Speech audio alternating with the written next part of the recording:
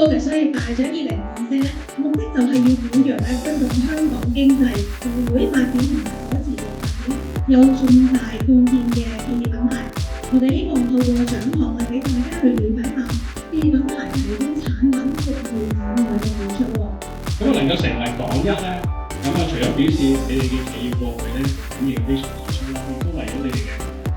嘅樹立咗好嘅啦，亦都成為一個典範。今年頒獎嘅典禮嘅主題就係數據驅動創新，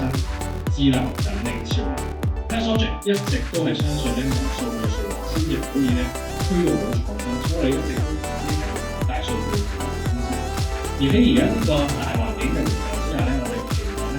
喺一個不斷變化嘅商業環境入邊咧，鼓勵大家會更加多嘅科技。數據啦，同埋你唔係高智能啦，呢啲亦都係我諗而家唔止提高效率，甚至即係能夠生存嘅一個非常重要嘅關鍵。我相信嚟緊5年嘅時候，將新嘅都會不能咁嘅智能嘅選項嘅產品嘅科技都會變成大家嘅模式啦、生活模式啦、商業嘅經營方法啦等等。數據非常之重要嘅，咁呢啲數據科學同工程咧，其實已經咧係被香港政府咧列入咗係3大新型工業發展產業之一，咁亦都係對於各行各業嗰個升級轉型咧扮演緊一個非常之關鍵嘅角色嘅。香港有啲咁 macro 得邊個跑去呢個大環境咧？其實媒體個行業咧仲有好好嘅機會去做。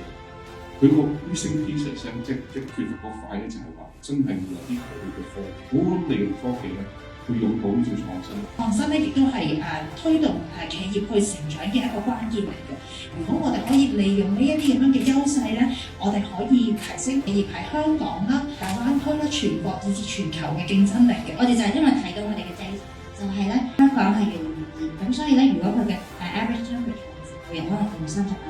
我哋自動可以有一個回復，俾到我哋客。咁乜嘢係功能性咧？咁功能性咧就係將產品入邊嘅呢一個靈魂，咁我哋會提高到最佳嘅濃度，而務求好快咁去達到我哋嘅功效。如果缺少咗一啲創新嘅科技，咁就嘥咗我哋嘅成分，我哋冇辦法將個成分發揮到佢淋漓盡致咯。策略方面咧，有4大支柱。咁簡單啲嚟講咧，就係環保方面要處理得好啦，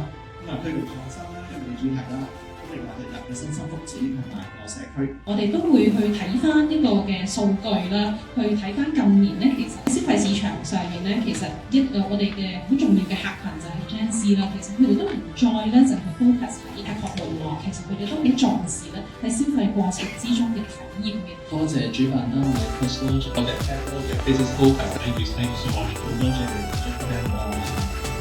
Teslogic Business Focus， 非常多謝。係多謝 Teslogic， 非常之多謝啦，就係 Teslogic 同埋 Business Focus。